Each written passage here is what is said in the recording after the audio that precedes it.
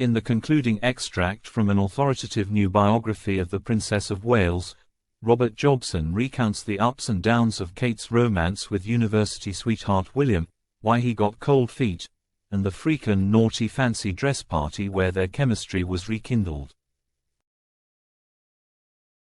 Shed waited several years for him to make up his mind, and quite suddenly he had. Prince William, then the world's most eligible bachelor, had decided it was just too soon to be tied down to Catherine Middleton. He celebrated their breakup with an alcohol-fueled night at the Mahiki nightclub in Mayfair with his close pals. "I'm free," he shouted as he slipped into a drunken version of the robot dance. He then told his friends that they should all drink the menu, which they more or less ended up doing. Naturally, Catherine got to hear about these juvenile antics.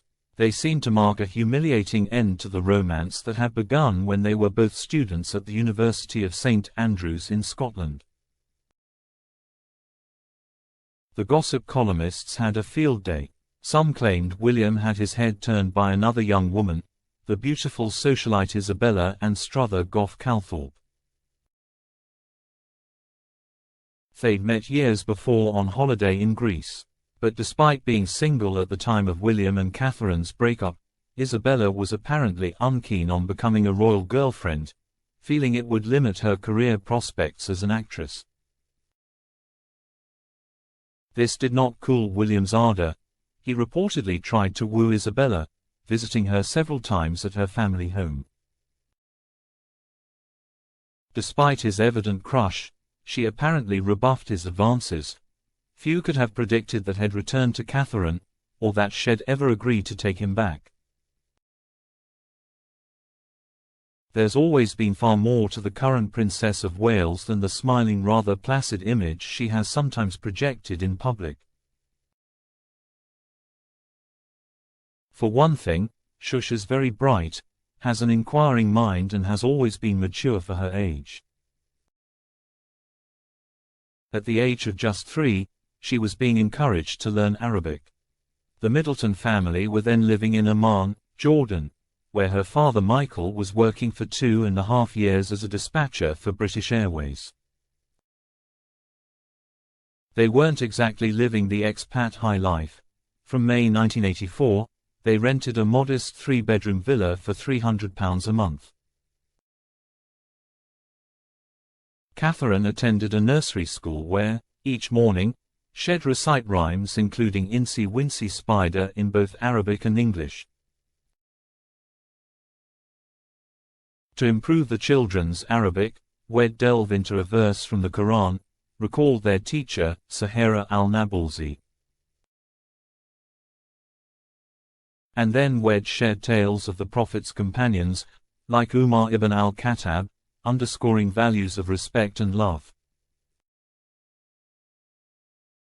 At Christmas, Mus al-Nabulsi would pretend to be Father Christmas, while Eid al-Fitr, marking the end of Ramadan, was enlivened with the sound of drumming.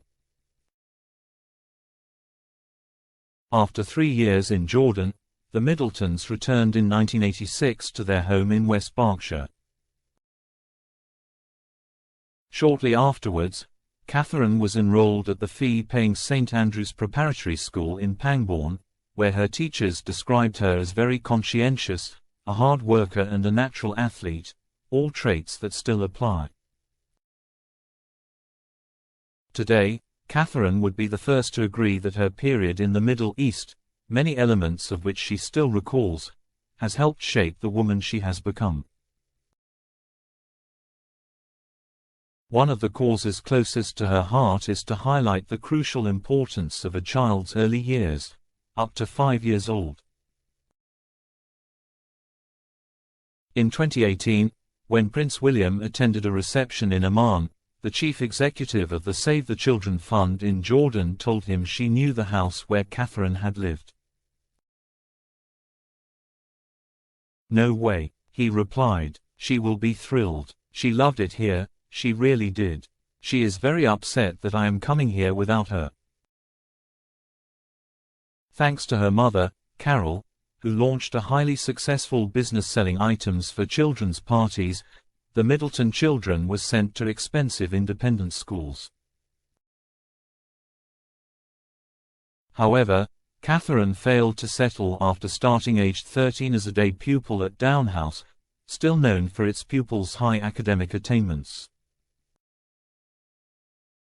Was she bullied? Perhaps. It's fair to say she struggled to fit in. She felt like an outsider, chiefly because her peer group had been together at the school since the age of 11 and had already bonded.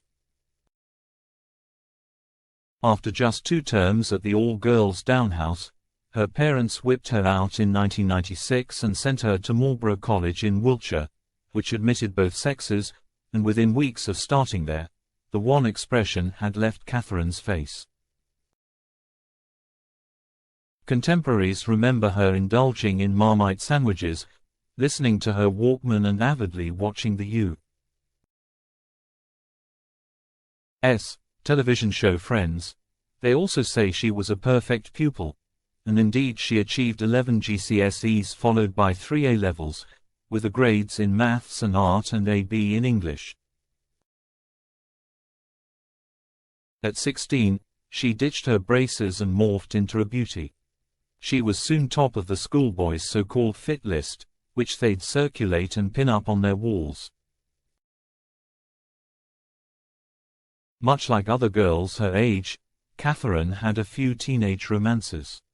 Her first love was Harry Blakelock, a fellow student at Marlborough College, who later became an insurance broker. Their youthful relationship had its ups and downs, and ultimately ended before the start of her gap year.